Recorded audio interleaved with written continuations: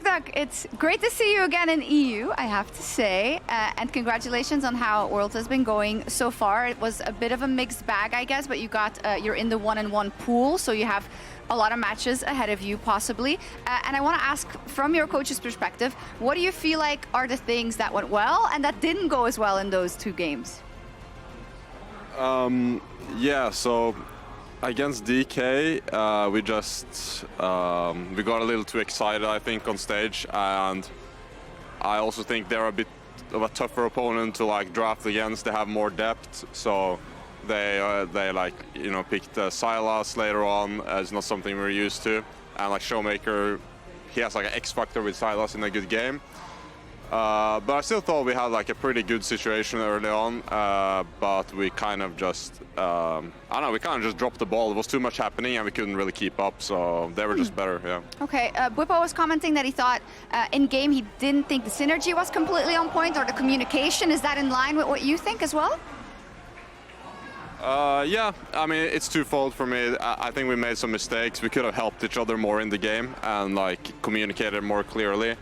So either way could have probably fixed our problems if we were a bit more aware or if we communicated a bit more together, yeah. Okay, talk to me about this matchup versus PSG, which is, you know, obviously a revenge matchup, one thing that you absolutely want to win for that side of things, but PSG really has been ramping up. They look different than they did in the play-ins. Can you talk to me about this matchup and how are you going to make sure that it goes different than the last time?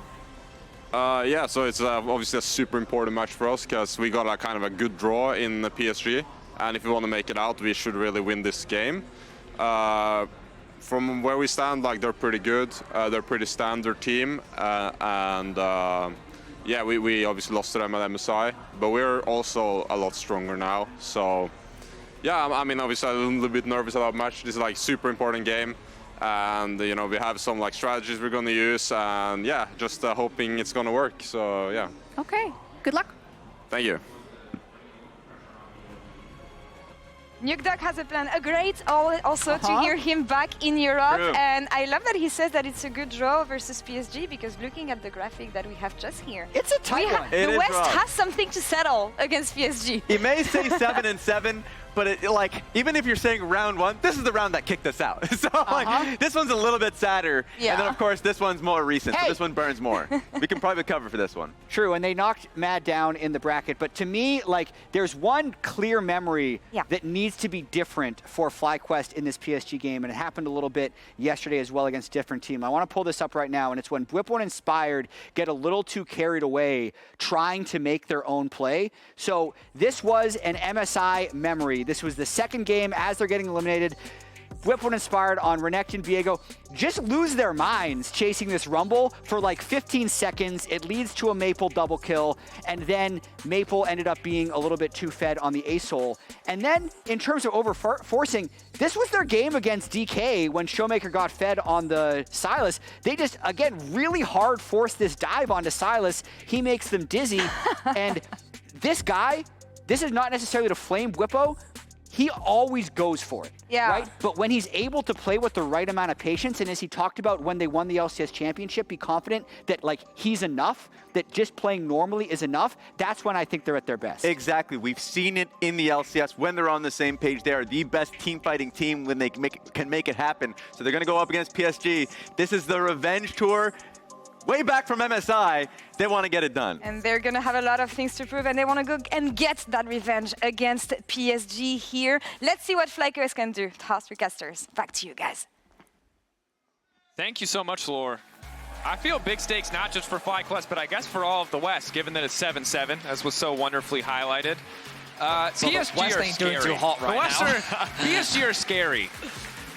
Yeah, it's like LCK, LPL, and then PSG, LEC, and LCS. PCS as a whole maybe needs a bit more time, but this PSG lineup can never be underestimated. Something, obviously, the FlyQuest are very keenly aware of. And we'll have to see what their strategy is, what their approach is. PSG notoriously more by-the-book meta team. FlyQuest, a team that's not afraid to flex some of their champ pools to try and find an advantage. The crucial thing is, as NjuKDuck mentioned in the interview, is that FlyQuest is a different team to what they were at MSI, and the introduction of Quad has significantly change the approach of the team, the flexibility that they have in the mid lane as well. And ultimately, the draft will always begin with a single question. Are you going to ban Leona, PSG? Because we know you play it. I lived in a brief existence in that previous game. It was 30 minutes of bliss as that champion disappeared. And it's crazy because, as we said, we love watching the champ, right? Super entertaining champion to watch. It just kind of invalidates the laning phase sometimes when it's always able to come To a back. degree. But anyway, we're going to be jumping into the draft. So, what will the priorities be? So far on the red side, we've seen Aurora be a consistent ban. Wouldn't be surprised to see Azhi get that Rumble ban. We know how confident he is on the champion in particular. And what about the Sejuanis? Will they raise in priority at all? Well, as we enter Champion Select powered by Omen and HyperX, Betty, you hit the nail on the head. Not going to give Azhi those comfort picks. Obviously, PSG, sometimes this is a portion of their gameplay that people criticize. They play a lot towards topside. Maybe it doesn't always make sense, but the Rumble certainly has been terrifying in the hands of Azhi, a guy who insisted on playing in plans. We were initially skeptical, but it has been proven correct. He had the right read on the meta. This champion looking incredibly powerful overall as the Aurora is also going to hit the bench. Orianna, That's telling. taken away. The fact that FlyQuest ban Aurora on the blue side, because the fact that PSG ban Ahri, it's like, we don't want you to have that power pick. There's the Oni alongside of it, which I'm imagining as Worlds continues, this is the trend that we'll continue to see on red side. But the Aurora should usually be the third ban on the red side, but FlyQuest saying we don't want to pick it, or we don't play it. Maybe they don't have the flexibility of being able to play at both top and It's in the interesting mid lane. because it puts them in a difficult position where very often we see champions like Ashe or Sejuani, either a jungler or a prime AD, taken off the board, and they really can't do that. Instead, we're really seeing triple bans essentially for top lane. Yeah, they really targeted Azhi in this draft, and they want to set up Bwipo for success. Of course, he is going to have to blind pick something. You imagine Cassante immediately rises in priority as that blind pickable top laner, but perhaps Renekton, something that he dominated domestically on and was something that in the LCS you had to respect or fear suffering on the top side of the map. Kai'Sa going to be the final ban directed towards Massu, who's honestly had a pretty solid tournament so far. His positioning in the fights has been pretty good. We'll see if he can maintain that performance today with so many first picks. Will it be something like the Vi? And Inspired has showcased a wealth of different champions throughout his career, both in EU and NA. So it looks like, as Renekton is locked, okay, bans set up to try to ensure that Bwipo is in a position where he can safely blind pick top. Kind of willing to more or less fall on the sword for the team there, give a bit more time, give a bit more information, as they didn't have another high priority blind pick. What will PSG reveal? Because the thing you highlighted, obviously Inspired, incredibly deep champion pool, but a lot of times it's going to be kind of contingent on what the enemy is going to pick. See if he has any options of the Vi that feel good, or if we'll end up in kind of a more conventional jungle matchup with something like the Sejuani. Ooh, a bit of a throwback there. I mean, Maple Azir, iconic for a long time in the context of PSG. Yeah, we have seen mids be very high priority in the draft. We already saw the lock-in from Knight earlier, and we're going to see it from Maple as well. Okay, so that Vi Ahri mid-jungle combo is a tried and true one. We've seen it for many years, just because they both set up each other. Land a charm, you get the Q connect or whatever. Usually it's the Vi to initiate, which then allows the Ahri to follow up. And because of the mobility of the two champions, they just synergize very effectively. They do. And additionally, we saw in the previous game, right, Ahri very good on her own, but when she has that additional follow, it makes it so much easier if you do want to play more for picks in the mid game. But Inspired going to opt for the Ivern. What we're missing here, you have the melee bruiser, one of the two kinds of champions that really loves to have the Ivern. Now, the scaling hyper carry is usually the other missing component to make sure the Ivern can be effective. Typically, I would expect a Syndra, but I don't like Syndra here. Cassio instead. Ah, yes, the other kind of go-to for quad. And that is a scaling carry. I was expecting something more in the AD department, but certainly can bring a lot to bear. They wanted AP, right? And you also need something that can kind of work with an Ivern, but at the same time, you're playing into a Vi Ahri, so you need something relatively safe. Miasma, great against dashes. Of course, its placement is crucial in that setup. But yeah, it's a champion that Quad is very comfortable on, something that he is well known for domestically, and I think just provides that scaling late game avenue. Very good in the front to back, especially. Definitely, and you're in a situation now where Fly, if you can weather the storm of a combo like a Gnar, the Ahri, and the Vi, your turn is so good. The Ivern shielding, if it can keep people healthy, Cassio immediately turns, she has so much sustain, the potential to run targets down. Of course, absorbing that initial gauge is always tricky, and PSG going to do what they can to take away any more kind of safe backline options. Ashe and Cassio together would make it essentially unplayable for any melee champion that finds themselves dashless. The AD carry bands coming through with the Ashe. And those are the two champions that Massu's played so far, the Kalista and the Ashe. So we'll need to show us something new. Of course, for Betty in the bottom lane, the Kai'Sa has been the go-to, and it does work very well with what PSG have put together thus far. Excuse me. I was thinking whether Varus is kind of where my gut is going. Yeah, But it depends, like, I like Ezreal into Vi Ahri, just because you have that extra bit of mobility. Don't think Ezreal plus Ivern is a great combo. No. I mean, it is a little bit awkward. Obviously, we saw a little bit of lethality, Varus. Zaya's a good ban. I like Zaya a lot. I think Zaya would have been actually a great pick for FlyQuest, so I like that ban coming through for PSG. When you have this much dive and backline threat, the ability to self-peel that Zaya's ultimate brings. Kai'Sa ban for Betty. Obviously doesn't leave you with the strongest 2v2, depending on the bond to box line. Instead, they're going to take away the recon. So seeing the potential of more or less the wombo comp or the picks that PSG can bring to bear and saying, we don't want to give you any more reliable kind of instant engage tools. And this is the other option, right? When you have a comp that wants picks and dive, you can do the Kai'Sa and she'll follow him in, or the Jhin who will stay an arm's length away. Jhin has not been a very successful champion in the context of Worlds. Pretty low win rate overall, but has had one or two incredibly standout games. In the hands of Jackie Love, of course, against T1. That was how they found their first win. Kai'Sa's going to be locked in. Okay. My only concern with Kai'Sa is that I don't think you have like the best dive buddies to work with. No. Right now, I feel like FlyQuest has drafted a little bit more of a front to back. With Yeah, the Kai'Sa was really good with the Ahri and the Vi. It's less appealing with the Ivern Renekton, although it can still work, of course. Leona, I think, is fine. Rell can be a little trickier when there's so much mobility on the other side to set up that kind of wombo combo, especially if like you do connect the Rell ultimate and then Ahri can just kind of dash out of it.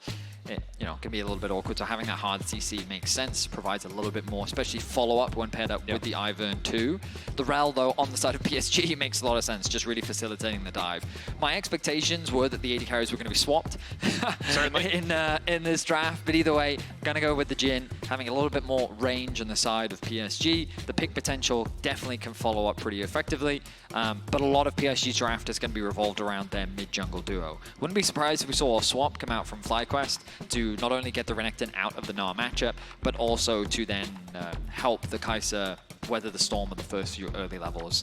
Ultimately, though, decent amount of scaling on the side of the FlyQuest, a lot off the back off of this Cassio, who I think is going to be one of the main damage threats, obviously. The one thing that's really interesting, Baron, Sneaks, Ivern, Cassio. Something you have to be really cautious about in the mid to late game just because of how quickly she can take that objective. She does need the blue, but once she's got it, that objective is easy pickings. It's a good call because Kai'Sa, also 2 items, right, is going to shred through the objective. And it's something that we don't see a lot in the context of compositions at Worlds. There are very few champions that give you that Baron shred capability. So haven't seen a lot of the cheeky 20-minute Baron steals thus far. Perhaps this game will be a little bit different as we get ready. Fly versus PSG. The Yuumi with a gun. That's a Yuumi with a gun. Was quite surprised. That was my favorite piece of art I've seen on broadcast so far. Well done, whoever you are in the audience. So, who wins? It's Yuumi on Jhin. That's the idea, No. right? Who wins? Yone or Yuumi with a gun? That's the question on my mind. Just saying. I don't want to ask We that could fix the balance team. Give her a gun. We might have solved the Yone problem. That's all I'm saying. Regardless, we get in the game now. Of course, remember that while this is 1-1, this is not an elimination game for either team. There's still a lot on the line in terms of pride. Fly were crushed when they had to leave MSI early as PSG kind of dismantled them. And for those of you at home, well, I'm going to wax on about narrative. Remember to log into your Riot account on lawesports.com and watch Worlds live to earn exclusive Worlds emotes, icons, and capsules. Get that stuff. Get the stuff. You're here anyway. Just get the stuff. Also, you can check in on how your pick'ems are doing. Yeah. Mine are not good. If you're a Hextech enthusiast, you'll be happy. If you're a Yone enthusiast in terms of highest presence, you will be happy. Yeah, true. I think I picked Nocturne as my highest win rate, which, to be honest, was going pretty well. Until Yone started winning it. That sounds like a meme, but it has worked out. Yeah, it's 80%, 75% win rate. It's like 3-1 right now. So it needs one more game, and if it wins it, then Nocturne's in a pretty No one's good ever spot. getting Yone again, so you have a chance. You just need really good Nocturnes to play Nocturne. Yeah, but I honestly need really bad Yones to play Yone. That's also... All I'll say is like we might have had a few of those moments, and it might not have mattered. Regardless, keeping track of how the lane assignments are shaping up, you've got the duo on the top side of the map, so FlyQuest will be initiating the lane swap. Of course, with the Ivern in the jungle, a lot of free time for Inspired once he finishes that initial clear, the first clear through. See if he wants to leverage that to go for a dive here. But Massu, not too concerned about how much damage Betty's going to do to the tower, so they shouldn't drop too much. Typically, we see a split map here, Dragos, but Inspired has started on his red, and I think he's relying on the fact that his clear speed will be fast enough that he should be able to secure this.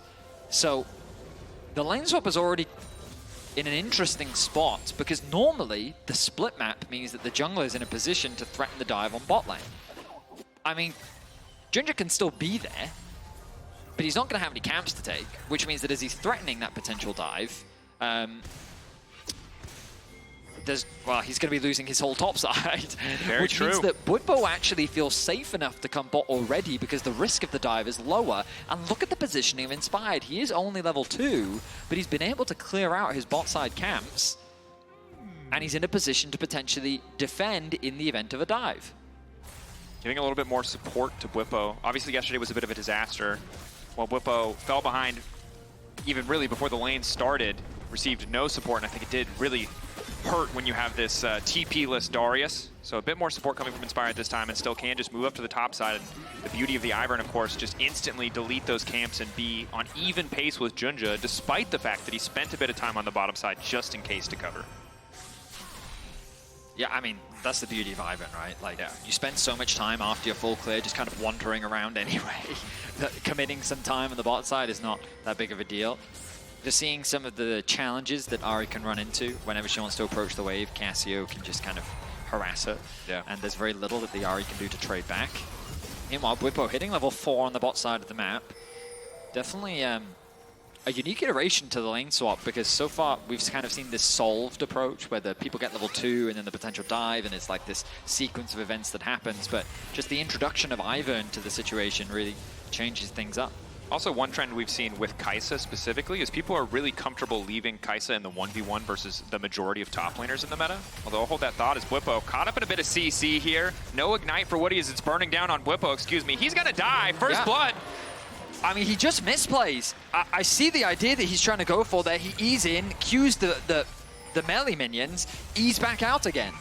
But he gets chain CC'd. I wasn't sure if he got stunned first or if the Jhin W hit him, but there are 3 pieces of CC in this lane. There's the Rell dismount, there's the Rell Q, and there's the Jhin W. And all 3 of them hit him, which meant that he was CC'd long enough to allow them to get the kill. He even expends the flash. The flash, I think, is ultimately the awkward portion. Of course, playing pretty aggressive to make sure that he can get the XP. Again, in the context of a lane swap, if you get minions, if you get money, that's okay. But as long as you're getting XP, you're generally in a fine state.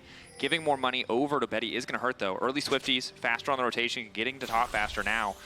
And it looks like it's going to be the matched 2v2 here, where Betty arguably stronger in terms of itemization. Yes, less combat stats, but Swifties are so nice for Jhin in terms of trading. What I will say is, even though Bwipo died, when you look at the actual top lane circumstances, Azhi lost a lot of XP because he was being zoned away by the wave, whereas PSG's bot lane continued to push in, allowing Bwipo to soak up a lot of XP. On top of that, the top wave was pushing, meaning that Massu and Busio can catch that wave, and Bwipo was able to TP in on the stacked wave bot. So in terms of XP, like, look at how far ahead Bwipo is right now. 2 full levels. Azhi is about to tick over to level 4, but Bwipo is going to be level 6.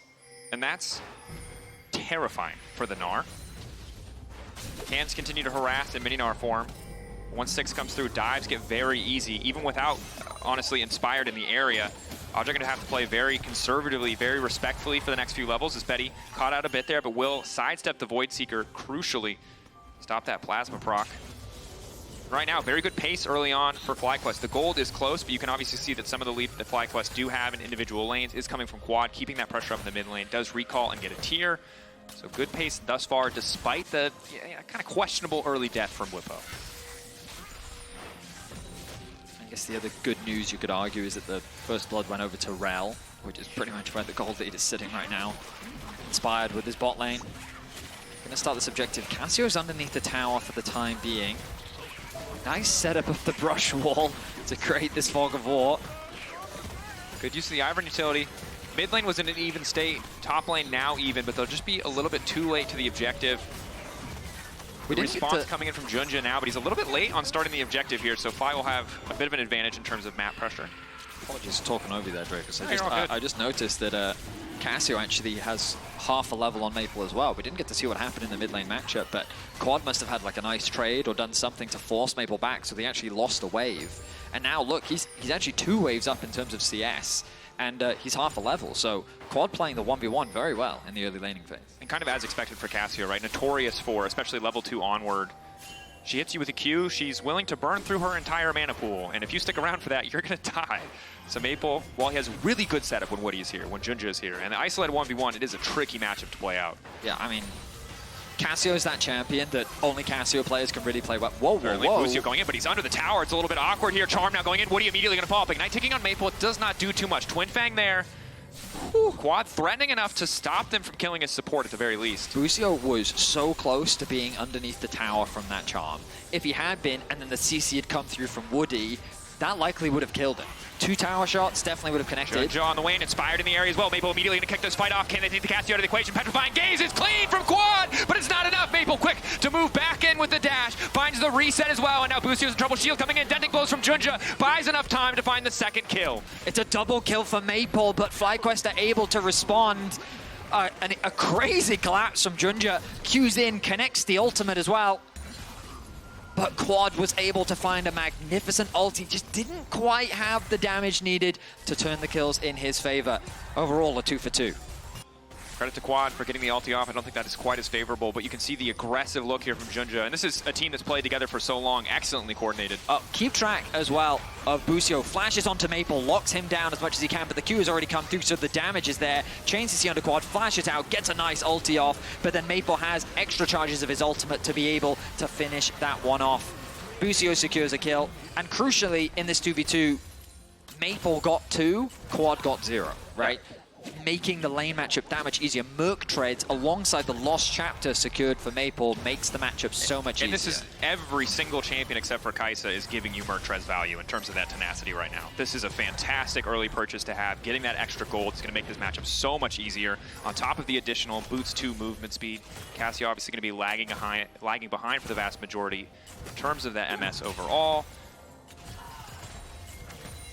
But well played, well punished. Ultimately, just the distribution of gold that really makes it so favorable, as you highlighted. And now, when it comes to the overall gold, it's within touching distance. It's not that significant. But the 3 grubs for FlyQuest does mean we need to keep our eye on this grub spawn, where both teams are kind of going to open up onto the map. Where are these laners going to go? How are they going to assign? Crucially, Bwipo still holds pretty much a full level over his lane counterpart. Junglers are even. Thanks to the double kill, Maple has been able to close the XP gap. Still finds himself a little bit down in farm, but the ultimate goal is in his favor. Dragon is still available. PSG weren't able to find that cross map when the grubs are dropping. Now with the grubs respawning soon, Bwipo will have his TP available. We're cresting the 10-minute mark as well, which is happening right now, which will unleash those TPs and mean that Bwipo will be poised and ready to fight in the event that grubs start, and Azhi won't have that same response. And this is going to be a really tough fight if PSG do want to contest second grubs. But with bot lane already going in, with Bwipo getting aggressive here, looks like the Dragon might be the play instead. Azhi now backing up, JunJia on the way in. Bwipo baiting where he wants to go. Massu ulti ready. Can get involved in this fight if he needs to. Wall up is good. Some initial damage. Void Seeker there. Flash out from JunJia. Solid start to the play from the side of FlyQuest. Really taking control of the bottom side of the map. I'm kind of surprised to see the FlyQuest bottom lane rotate here with the grub spawning, but they've set their sights on the Dragon. It looks like Charm Good connects. Charm. Excellent room from Betty. Curtain call there now too. Redemption there. Is it enough? Quad now healing up. Nice sidestep. Blinking health bar. Nowhere left to go. Petrifying Gaze does nothing. Good patience from the side of PSG. I mean, they really used their range to perfection right there. Nicely done from Maple and Betty. Quad couldn't hit anyone. Yeah, and this is the problem, right? It's like Cassio is one of these more close-range mages. If you can keep her at arm's reach, very hard for her to get involved. If she doesn't hit the Noxious Blast, she doesn't have that movement speed. And it opens up the grubs as well for PSG. bit disastrous because if you looked at the item spike, static was completed for Massu. You had redemption coming in for Inspired. He's forced to use that mid, and now a lot of the strength that they should have had in this fight no longer there. Didn't get the dragon either. Didn't really get much bot, so played for the kill, played for that gold. But luckily for them, powerful enough. Prio on their even lanes in top and mid means that they can just walk in and take this, get the 4-grub spike. That could have been much worse. Credit to Fly for getting back out on the map fast enough to stop the 3-for-3 grub trade. Yeah, because after Quad dies, Fly no longer felt confident enough to be able to contest the dragon. On top of that, there was a huge wave in mid that Quad ended up losing off the back of that, extending the gold lead even more in favor of Maple. And yeah, I mean, PSG, the idea was good to start off the grubs. The problem is you've just used 2 ultis in your mid and AD carry. And on top of that, Bwipo's just TP top lane and Azhi doesn't have TP available. So it's a difficult objective for you to continue to fight for, which means that FlyQuest find themselves with 5 grubs, which is a great place to be in as Bwipo gets himself another plate. Gonna get 2 here. Azhi has no support. So Bwipo, I'm not sure how much information he has, but isn't gonna risk overcommitting or taking too bad of a trade. Of course, when the coal completes, Azhi will get a bit of a gold injection, will even up this lane to a certain degree. But now that both teams have their 1 item spikes, this would have been a time where PSG maybe could have found a fight on better terms, but the grubs sadly are already gone. Drake is still on the table, but we're a minute and a half away from Herald spawning. Looks like PSG are going to start this one off, and FlyQuest are happy to concede it. Busio continues to hover around bot lane. Maybe they can catch Maple off guard. He's very respectful, though. Pings are coming down from both sides. And this is where the merch rate value is insane, right? Leona goes from feeling unstoppable to manageable when you have that. So it's all about this miasma. If they can layer the CC, if they can find the setup. Unbeknownst to them, you've got 2 members waiting in the brush, ready to make the play happen. Bwipo and Azhi trading on the top side. Bwipo still sustaining that lane prio as Inspired. Likely to lose the red buff here. Collapse coming in. I don't think you want this fight. They don't really have good information. Ward over the wall will show them how many members of PSG are in the area. PSG not going to stick around. They don't want to take the risk. Waves aren't really in a good spot. If they die here, could lose a turret. Massu forced to cleanse. Jinx. Look at us, we're perfect singles. Of course, the cleanse isn't because of Betty. The cleanse is because he has no idea where the rest of PSG. I mean, it's one of those things where in solo queue, maybe you don't cleanse that, right? Because you're just like, there's do it, you won't. Yeah. In pro, you're like, I'm cleansing that. I can either not have cleanse, or I can be dead and embarrassed for not having cleansed, right? So exactly. Makes sense. Yep. I mean, it's just, in all honesty, it's a good perspective to have, you know? Just burn the flash, better to live and not have the flash than to die and have it up, as you rightly said. Good Same principle. So Either awkward. Either way, we kind of take stock of the situation. The gold advantages that PSG find themselves with are on mid and AD carry. Betty has been picking up plates, finds himself a kill. Maple also securing that double early on means that they put themselves in a very good position. And as MasterCard Lane Economy Snapshot is highlighting for us, the advantages for FlyQuest are sitting on the top side. So right now, I think PSG is happier because the gold is in the right places. And so as we enter the mid game with these items completed, you have to give that advantage initially over to PSG. A lot of it is going to come down to that execution. We talked about it. So many good pick tools on the side of PSG. But when you're facing a Cassio alongside that Ivern, 5v5s can be really tricky if you don't have the proper setup. Tower for tower trade. But Fly with position on the top side of the map are going to be able to grab the Herald as well. So again, a situation where Fly are able to find the greater trade. Got the grubs earlier, now grabbing the Herald, in a position to start to really blow this gold lead open. We'll see where they want to use the Herald. Obviously, bot and mid tier 1 are both still up. But I think against a pick composition, just opening up mid lane gives you so much more access to the map. In terms of itemization, it's pretty even across the board. Stridebreaker, though, finished for Bwipo after securing that first Tower Bloods. He was injected with a lot of gold. Now they can use this Herald to unlock mid. Massu has to showcase respect once again. Bwipo waiting over the wall. Daisy fading away, gives us a little wave goodbye. Massu has to be very careful, though. As long as he's the follow-up, he'll be fine, but if he gets caught out, get deleted very quickly. Maple level 11, really trying to use his power. Forces the Dominus out from Bwipo, doesn't use the ult himself, so again, these small cooldown advantages don't look to be too important initially, but if they can follow up on them, may be able to build a greater advantage. You are seeing, I would say subtly, one of the problems of FlyQuest composition being range, right? We saw it earlier with Quad in the mid lane, where Quad just couldn't hit the Ahri or the Jhin. Yeah. And in that situation there, Bwipo, he wanted to ult, build Fury, then get a longer stun off. But again, he just wasn't quite in range. Now, this may not matter depending on the outcome of the team fight, but it is something to keep track of, that like Ahri and Jhin, these champions that just get bonus movement speed from things in their kit, as well as the things like the fleet footwork. Like, it can be really annoying for champions like Renekton, for champions like Cassiopeia, for Kai'Sa, who really wants to be within range of you, right? And so we'll see if it ends up being a problem. But yeah, again, it's very subtle because like outside of that one kill that we saw in mid, it's not really resulting in a huge amount of advantages for PSG so far. But you can also see why this game has been a lot more about moving around the map than it has been about these big full-on 5v5s. It's tough for FlyQuest to really press their advantage. I mean, I'll also say it's nice to see, you know, a Western team recognizing they've got good scaling and just being patient in the early game, not trying to overforce fights. No, I don't know. I really love the fact that every game either starts with Western teams doing good and then immediately throwing, or finding a way back in the mid game. As Bwipo's now in trouble. Good healing coming in. The Ignite already there. That means he's likely to fall. Flashback to safety is clutch. Massu free hitting on Woody. Taking a decent amount of damage for stepping forward. Daisy's first knockup looking good. Second knockup coming in. How many can they hit? Go, Daisy, go. Not able to get anything else. Walking away now as Maple gets a bit of a chunk there. So Bwipo ambitiously tries to contest the Scuttle Crab in the mid lane, and you could argue that it was a success because his team did secure the objective and it ends up being a trade of flashes. But Quad investing the TP, ready for a fight. Which Drake one in 3 does seconds. manifest? Maple no ult, JunJia no ult. So if we look at the 5v5, Fly, feel good about the trade. Yes, they're down Bwipo's flash, but they have all their team fight tools. We find ourselves in another situation similar to the previous game where Maple wants to back. I think he has enough gold to complete his item, but I think it's going to be too late, which means that second dragon of the game will go over to FlyQuest. Interrupt's going to come through from Bwipo as well, and I mean, there's no rush to go back to base at this point, given that the objective has already fallen. Mountain Soul, not the best roll, not too bad either. Of course, Jhin notoriously bad at killing some of these beefier health bars, and when you have the shielding on top from Inspired, always going to feel good to get more out of those shields. See if there's any sort of... I don't think anyone builds Serpent's Fang anymore, I feel like, but you never know. True. We find ourselves in a more measured game than I was expecting. Yes, sir.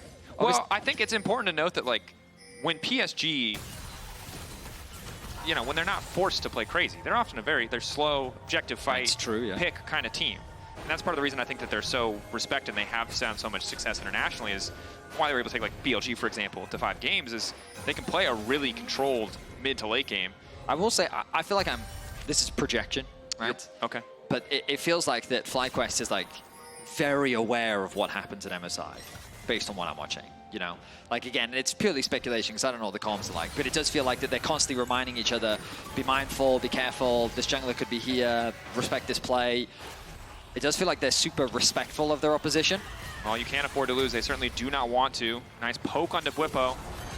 Maple did, unfortunately, charm a minion earlier. Bwipo would have sidestepped the charm, but now he's getting aggressive, trying to delete the wave, knowing his team is getting something else on the map. E going to be immediately interrupted. So PSG find a quick kill topside, but the wave getting deleted by Azhi is crucial. Now in the mid lane, they're already using their Herald, but Maple is here to defend. That was a crazy good play from PSG. Charm is clutch. Root coming in from Betty as well. The Redemption now coming in, Inspired in trouble. Massu needs to get out. PSG, fantastic play topside. They stopped the counter punch coming in for Fly. Well done.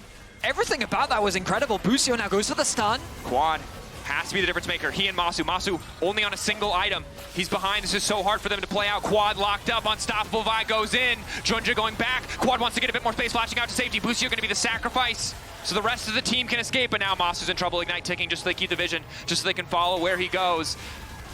In trouble now. Knockback is there. Massu ulting out, but it will not beat to safety. Just delaying the death. PSG, what a beautiful sequence. It really was, Dracos. I mean, Azhi ults bot to deny the cross map from happening.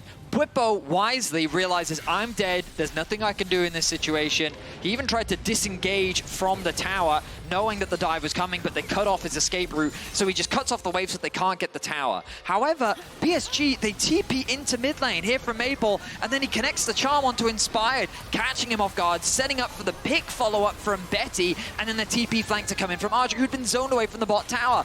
But FlyQuest can't play for the bot tower because now they have to defend for this fight. And honestly, Busio, he overstays here. I think that they should have used Busio, sacrificed him to help Quad and Massu get away. The ultimate doesn't connect with a nice flash from JunJia. And then they turn it into a 5 versus 3 where they end up picking up 4 kills in total. Just a great sequence where they protect their mid, protect their bot, find 4 kills, and FlyQuest get nothing. Incredible. And I think this highlights so well the strengths of PSG, how composed they can be as a team, as a unit overall. And we go back to the interview Nukeduck had at the start of the day. Hey, some of the comms, some of those moments were a bit too chaotic. Clearly losing track of the play, losing track of the greater context of the game, because PSG initially just managed to stall the play, but then when Maple was able to go forward, leverage the range of the Jhin coming in from Betty as well, it went from bad to worse so damn fast. And I mean, PSG is a team that I think many see as an easy draw, you know, especially for the West, especially given the options available, but they continue to usurp those expectations, getting their revenge against MDK now in a very comfortable position against FlyQuest. The game is definitely not over just yet. But with the itemization that they have, the positions that they're in, I mean, I guess the good news for FlyQuest is when you look at the scoreboard, you're not that concerned. No, you know, you see, oh, well, my mid laner's got 2 items, your mid laner's got 2 items. Jungler is pretty even in terms of itemization, especially Ivern, going to primarily building supportive itemization. AD carries. Okay, sure, we're down a bit of anti-healing and the crit cloak, but still, it's not the end of the world. So FlyQuest shouldn't be all doom and gloom just yet. Especially given that they've only lost 1 tower and they were able to secure that bot one as well. So, at the end of the day, with Dragon spawning in about 20 seconds, FlyQuest could choose to concede this. Maybe it's even smarter to just play for the mid-tier 1 instead. Might be. Bwipo, I think, is going to be the player that really needs to find a way to leverage his advantage. He's the top laner with the item completion. He's the one with the individual gold lead. Level 14. If he can get onto the backline, if he can ever find Betty, you talked about it earlier, right? The range is so difficult. May have to come down to a flank. Use of their lane pressure to set up vision for a future play. But now the threat around Baron, something we talked about earlier. Cassio, Kai'Sa together. They can obliterate the objective if they're given time. The Fly a bit split. They're going to lose out on the Drake here. Won't get much in return. Bwipo really needs to be close to mid just in case the dive play comes through. There's also nothing Bwipo can do. Like, that wave bot lane, he can't go and get it. Yeah. So he's just like, I guess I'll just hover around mid lane. Now he's moving up top side. Massu, stun. No additional follow-up. Every time someone gets CC'd, he's hitting you with the Deadly Flourish. Yeah, this is... I feel like it's a clear indicator when people have played with the Jhin comps and with the same players for a really long time. Because we saw even earlier today, like, little miscommunications from Fnatic on where exactly the Jhin CC needed to go. But no matter where that champion goes, he always hits that W. Quad reaching nice spot now in the game. I feel like we're running into one of the League of Legends classic, ladies and gentlemen, which is the team who's winning but not super crazy far ahead versus the team who has better scaling but like there's some context. Yep. But the simplification is they're going to do more sustained damage if we go late. The more complex version is it's still really hard for them to get in a position to do that damage. Yeah, I mean, execution is kind of what it's going to come down to, and that's really been the biggest concern for the Western teams so far at this World Championship. Opportunities have been presented to a bunch of different Western teams, and they haven't been able to capitalize on them. So we'll see if they can find those opportunities in this game. The mid towers are kind of the easy objectives to look at. I would say one of the areas where PSG could probably be indexing more is that top tower is an easy one to take. If they overstack, invest their vision, get the prio and mid, which they're pretty consistent at doing, and then play towards that top, they could probably easily secure it. And you can start to see that happening now. They've been able to push in that top wave now. They move into the river, they get the mid push, and then they turn their attention towards the top tower. So I think they could have made this play earlier. Ultimately, though, they still get the objective. And there's not really much to cross-map on the side of FlyQuest. This tower was kind of destined to fall eventually. Certainly. Dawn Core now completed for Inspired, so a lot of additional healing and shielding power might be enough to block that initial burst of damage that comes in from the PSG composition.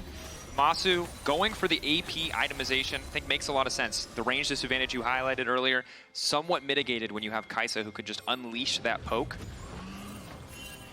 see how the goal difference has continually grown in the favor of PSG. A large portion of it off the back of those 4 kills they were able to find around mid. Betty's sitting on a 400 gold bounty right now. Target that FlyQuest would love to secure.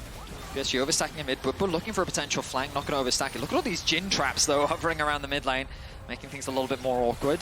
A little bit of disruption, especially when you don't have that much range. Can be so frustrating. Quad finishing Rylai's. So really, between Inspired and Quad, if they ever get on top of anyone, they will die. There's no getting away from this composition. But it is very easy to just keep them at arm's reach. If they ever get in arm's reach, you're not escaping.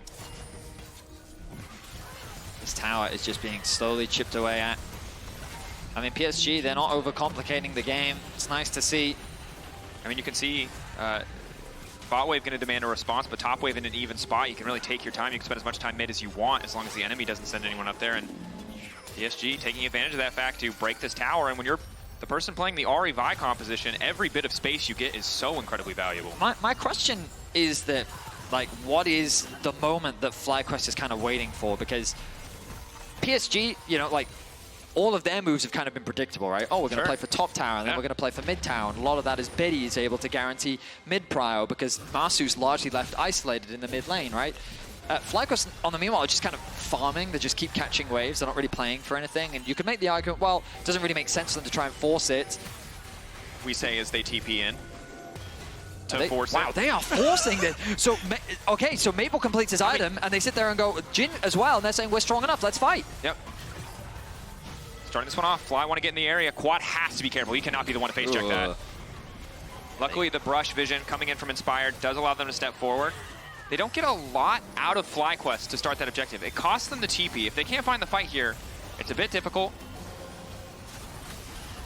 Bwipo looking to get a little bit more on the stride breaker. Nice initial damage, but he gets knocked back to the wall. Pretty easy initial kill pickup. Nice counter engage coming in. Redemption. Bwipo still standing. That's going to be big. FlyQuest finding the initial angle. JunJia running out to safety. Curtain call coming across the backside, but there's no blinking health bars yet. Maple trying to make the difference, but Busio is there with the CC to lock him down. Charm goes the wrong way. Maple ticking down. Poison in his veins. He's going to drop. Shutdown coming through for Quad. FlyQuest beautifully played. I was worried about that engage from Bwipo because it felt like that he'd overextended. He was going to get turned on, but the support from the Ivern at this point in the game, FlyQuest finally found the confidence to make the play that they needed. Betty chipping away at Bwipo. He doesn't do enough damage to finish that kill.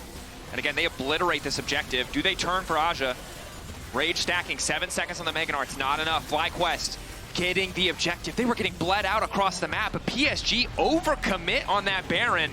And Fly are quick to punish. Yeah, it was, I understand the idea. Like, we've just gone back to base, we've hit our power spikes, let's force before FlyQuest can spend gold of their own. But then it ends up in this situation. This is what concerned me for Bwipo. It felt like that he was the one overforcing at this point, but the amount of utility that he gets in combination with the Sterex and the Ivern, look at this massive shield. He's able to soak up so much. Quad's ultimate comes through, they take out Woody, they turn their attention onto JunJia as Azhi is forced to back away, and Maple just can't really lock a target down. So he's the one that then gets locked down. And basically, Bwipo just acts as a tank. He is the one soaking up all the damage. He's the one drawing all that pressure. And PSG crumble under that pressure. They can't find the targets that they're looking for. And FlyQuest get the front to back that they're looking for. And kind of the success I feel like they had in previous plays, making them forget how powerful FlyQuest are from a compositional perspective. The item advantage is not enough to balance out when Cassio is able to get into range so easily. Bwipo really the bait, and this is something Inspired talked about in his interview with Travis Gafford. Hey, there are so many teams when we're winning, when we're finding wins domestically, where we just offer them a little crumb, they come in and we take everything for them, and that's exactly what happened with Bwipo. Stun coming in, not going to burn anything else. Baron there, and this is where the Ivern gets so frustrating. No real long-range siege potential, but a lot of tools to make PSG's life difficult. Yeah, I mean, so this is the other problem with FlyQuest comp is hitting the towers can be a little bit stressful, but if they keep leveraging the Baron empowered minions, Bwipo going in again. Sterex is a very good item, and Ivern backing him up means he's gonna live. He should be dead. I can't believe that he lived that, but you're really seeing the value of this Ivern. The utility, the redemption, the shielding. They get the tower. I mean, it's like the perfect combo. Bwipo can be unleashed as he wants, and Inspired will always be there to protect him. It's like they baby-proofed the Renekton. It's like they covered him in styrofoam. So he can't hurt himself. Like Inspired's like a mom coming in like, oh, nope, not there. Yeah. Here's a redemption. Here's a shield. Let's back that one up. And to be fair to Bwipo, like some of these plays look very aggressive, but the reality is the second he goes in there and he lives, they have enough space to take that tier 2. So while it's volatile and under certain circumstances, you'll look at that as crazy. In the context of this game, it generates enough space for Fly to actually get some money value out of the Baron. FlyQuest haven't been able to build a huge lead, but remember that they were at a 3k gold deficit. Yep.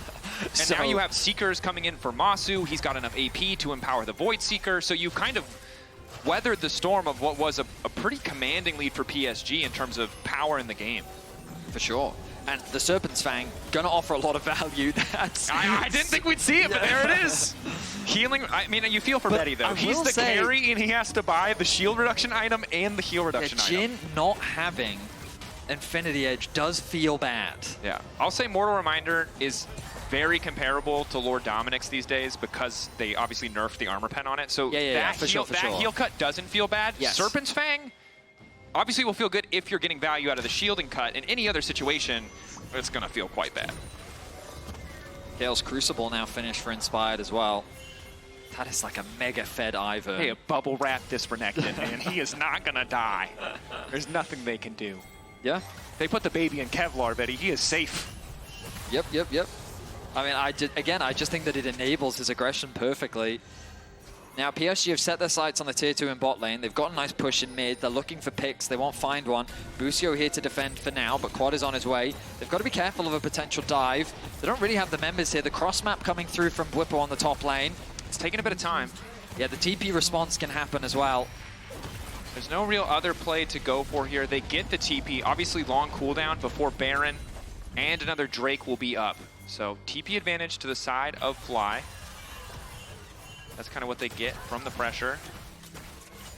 FlyQuest in a pretty damn good spot, all things considered, right? Yeah, we talked about their comp outscaling. They are now in a strong enough position that they can fight for lane prio, that they can set up on these objectives. And again, really that one play bringing them back in this game is Bwipo. Getting a little aggressive here, but he's safe. He has the shields, he's charmed, but he's still alive. Curtain call coming out. Follow up from Maple, not enough. Oh, and this is this is the problem we've seen with some of these Ahri Jhin compositions. If you don't have the damage to finish that first kill, it feels so hard to follow up anymore in the fight. So that was what I was going to say. I feel like PSG are running into a bit of a damage problem now because it's not just that you have to get through this Renekton, it's that you've also got to get through that repeated support provided by Inspired. So with Jhin and Ahri, with this much utility, And the thing is, if you burn your cooldowns on the Renekton, you do not kill him, and you overstep even 1 second, it's Massu flying in on top of you. It's the war of attrition. Yeah, I just feel like you lose. You can't win the war of attrition. So you have. And you've got to reload. Like, it was cool when he was ahead. When he's even or behind, it feels really bad. Massu. Okay, it doesn't feel that bad. Nice sidestep for Massu. That saves his life. Does have the cleanse, but lucky he doesn't have to use it. TP now being used mid. That was the advantage they had from earlier, but Azhi is off to the side. They have to keep their eyes on this Narc. Instantly Inspired now zoning him off, using Daisy to get him away. 13 seconds on Baron. They can't use their mid prior to go up. PSG already have setup on the Drake, and it looks like Fly feel more confident in the 5v5. They don't want to give them access into the river. Daisy going in, a bit more poke. Betty and Maple isolated. Bwipo leveraging the Fog of War, going to get spotted out by the trap though. Good patience from PSG though. They wait until Daisy not dies. Being started off. All of the vision is just like, look, they're out of wards. The only thing they get to see, oh, Busio. Quick stun. What are you out for now? It's the ulti again. Busio needs to be a little bit more patient, I feel. A few times now. Asma down. Bwipo going forward. Stun not quite hitting. The charm was perfect. Massu backs up, and Betty just flashes into his team. Redemption doing so much work, but Betty goes down. Void Seeker from Massu. He's ready to take over in this fight. Flash forward. The double. Redemption. Lethality bars was not enough at MSI, but the Kai'Sa is killing everybody in this game. Massu going for more. Can he get 4? Quadra for Massu. Maple running. They won't give him the penta, but that's a redemption story if I've ever seen one. In the war of attrition, it is FlyQuest that stands strong. Quad's HP didn't even see a semblance of damage. And you can see how hard it is for PSG, even in a situation where the start of the fight looks promising. It's just not enough. Bwipo his engage fumbles. It doesn't work out, but the amount that he is able to tank up is crazy. A nice snipe comes through from Massu onto Betty. He flashes over the wall to secure that kill, and then it just becomes a chase down. FlyQuest, they use their comp to perfection, and they basically say, we're gonna run at you. If you can't kill us, we're gonna kill you. And I gotta say, credit to FlyQuest. Weathered the storm mentally when they were falling behind, when they were making one or two missteps against a team that had embarrassed them on the international stage, but kept strong, kept playing to their win conditions, and now they've set their sights on Baron. Hex flash over the wall coming in from Busio, trying to zone the way. Don't 50-50 this FlyQuest. Quad can miasma. Is that going to be the follow-up? Do they burn the objective for a split? It's a bit of a split focus, and Quad can flash over the wall, but it's awkward, but they will secure the Baron. Bwipo not too scared. Well played by FlyQuest. Yeah, they played that really well. Not only does Bwipo go over, but the moment he gets CC'd, Quad even throws down the miasma. The flash did come through. I say the flash. The Q came through from JunJia to be able to create space, but that was enough to help them secure the Baron. And FlyQuest with another objective could look to try and finally break the base. Again, the reason why it's been so difficult for them to leverage the advantage that they had earlier, even though they'd already kind of outscaled at that point, was just because of the range. It's very difficult for them to siege, so they kind of rely on the Baron, but now that they've got it, they can play through 2 waves and they can start to chip away at those towers. And also, just Bwipo is so damn tanky, right? Maple still hasn't completed really a major magic penetration item. He has some flat pen, but obviously Merc Treads as well. Really good in the context of playing against his comp. It does mitigate some of the damage he can put out. And now PSG really holding on. This position, earlier if Bwipo stepped too far forward, it was hard for him to survive, but at this stage, he can eat a bunch of cooldowns. And the rest of his team will be there to punish if PSG overcommit or cannot finish that kill. I don't like the fact that FlyQuest is basically just playing through one. Oh, okay, never mind. They're just going to brute force it. They have the Daisy, and they know they're tankier. They know they win the 5v5. And this is the other awkward thing too, right? Is that there's just not, outside of Azhi's ulti, there's not really a lot of reliable AoE. I mean, so you can't really punish them either when they group up unless Mega Gnar's ready to go. Truthfully, PSG just don't have enough damage. And by that I mean, like, it's very single target focused. Yeah. You've got Ahri, you've got Jhin, and you've got the Vi, who all like lock down a target, and then once that target is dead, you can convert the rest of the fight. But like, you can't even kill that one target. So if you can't get rid of one, what are you gonna do about the other 4?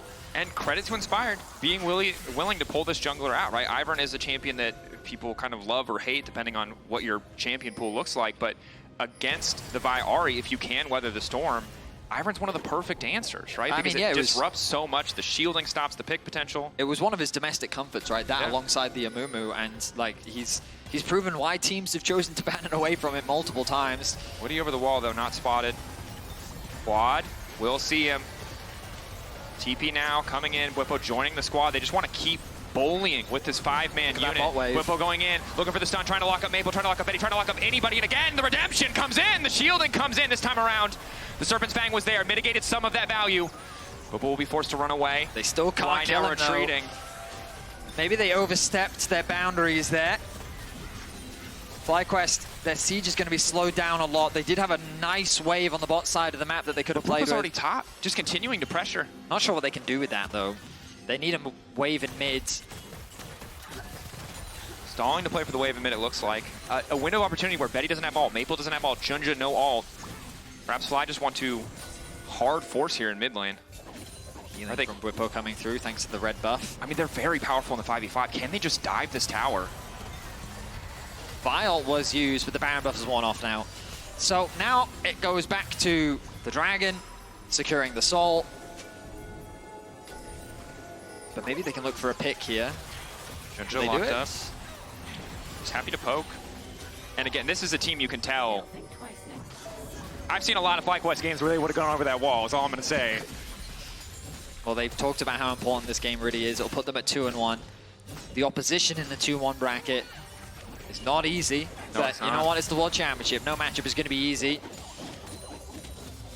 PSG, a reminder that, as you highlighted, a team so many Western teams would be happy to draw, very quickly reminded Mad Lions they are no easy opposition, and in the early game certainly did the same to Fly. I mean, PSG had a composition that with the early lead, they needed to snowball faster. 100%. They needed to play faster, and we talked about how like their objectives they could have been playing for a little bit earlier, and unfortunately they just waited a little too long. They tried to force that Baron on those 3-item power spikes, and that was the window that FlyQuest needed to turn the game around.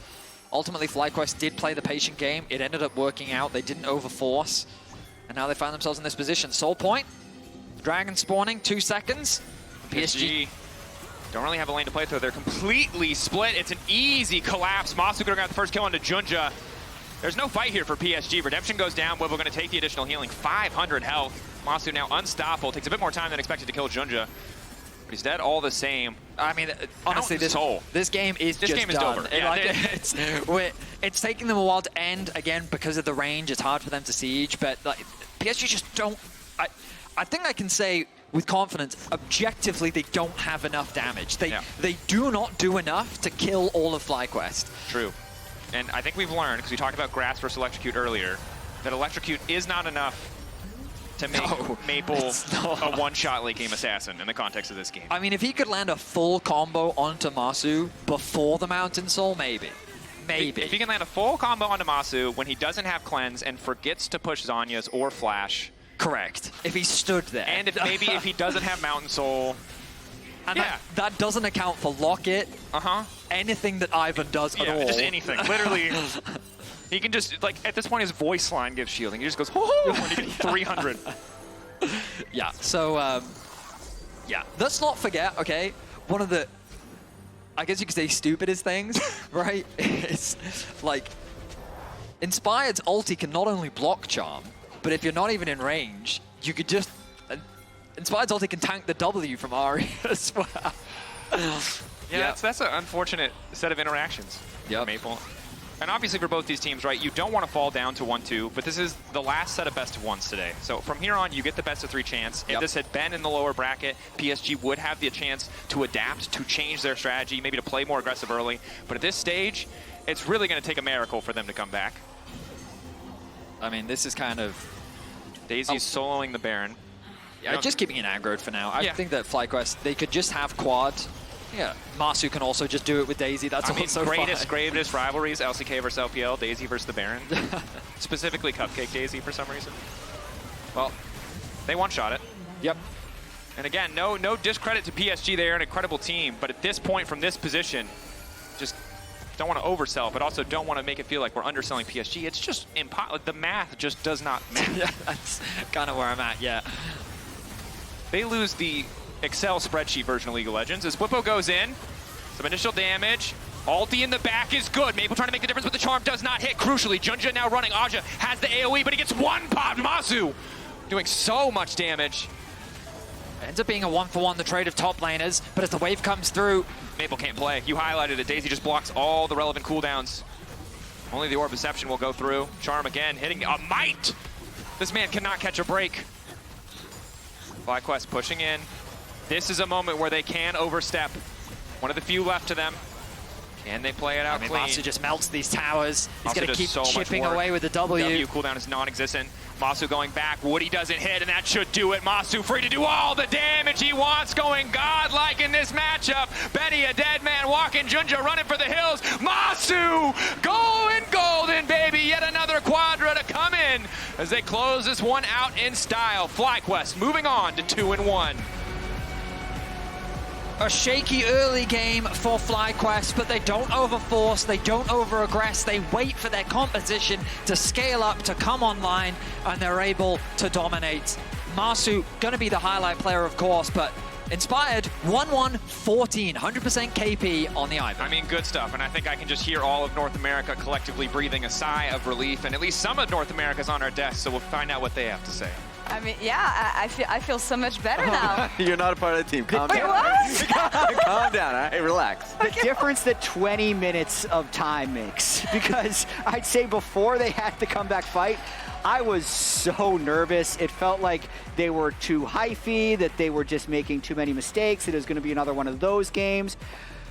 Whew, yeah, finally. I was like, look, you have Ahri, Vi, Jhin. I was worried for the Cassio because it never really felt like we were going to have probably in a fight, and then it just clicked. Yeah, it's all about recovery, and how the champions are supposed to work together. And I feel like FlyQuest did a spot-on job on this account, and thanks to the reliable Cisco network, they were able to pull off a crucial fight that saved the game completely. Oh my gosh, they absolutely were. Like, let's take another look at this one. This is when they were down in gold, I believe, and the game had gotten sneaky late. Like, Bwipo is level 16, but I'd said 10 seconds before this, Bwipo's going to flash forward and die, and that's what everybody thought was going to happen until Sterix, Ivern, Redemption come in, and he actually doesn't even get close to dying. Meanwhile, FlyQuest clean the fight.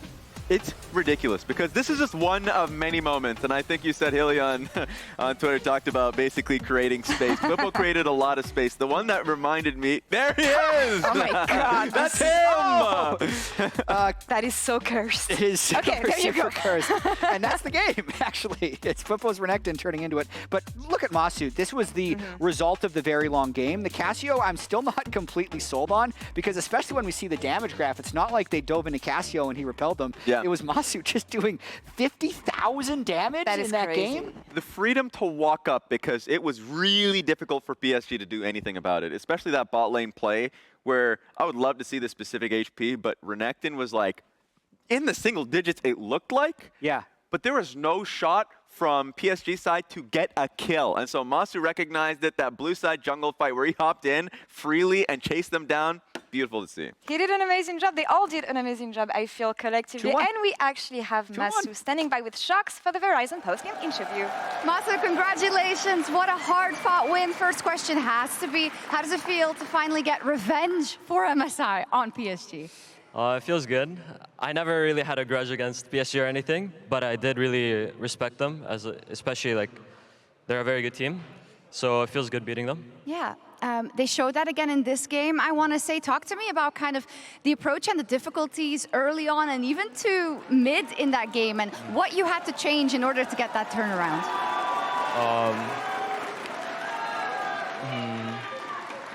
Well, the changes between MSI and here, or no, just between this game, right now? this game. game. Yeah. Well, in the early game, we kind of made too many mistakes. We gave them a lot of gold, so we were on the back foot quite a bit. And we were fine because we scaled way harder than them. So we understood that if we just didn't give them too much gold, or we didn't let them stack Drakes or get Baron, that we can outscale them and win eventually. But yeah, that was kind of the mindset we had. That's it. Yeah, I mean, it worked out exactly as you had planned it, but of course that comes with the stress of, okay, now the fights come that we absolutely have to win. And you're on Kai'Sa and you don't have any kills yet, and I guess in every fight you're like, okay, is this going to be my moment? Is that a stressful situation? And did they take 2 pentas from you, or was it only 1? I think I got 2 quarters, I'm not sure. But for the fights, I think the tension, of course, builds up between each item. Like, you're getting your items, and you know there's going to be one big fight, and you either win or lose, and it might decide the whole game. So it's definitely a bit nerve-wracking. But you don't really think of that in the game. You just think of your comp, the enemy comp, and how you want to fight, and then you kind of go from there. Yeah, and you now move on to 2-1. You are in a great position. How do you feel about the steps you're taking, not just for yourself, but also as FlyQuest, with the lessons from the entire year, knowing that a lot of the eyes of NA, all of them actually, are on you to give them some hope? For sure, I think throughout the year, especially in summer, we grew a lot as a team. We became a lot closer, and we played more coherently together. But I do think we have a long way to go, and I think we can definitely make it. So, yeah, I think our team can definitely be pretty good. Awesome. Final question. How many times have you watched the music video and your part? I can't count that many times. I understand. Thank you so much, and congratulations, Massu. Fantastic game out of FlyQuest as they move on to 2-1.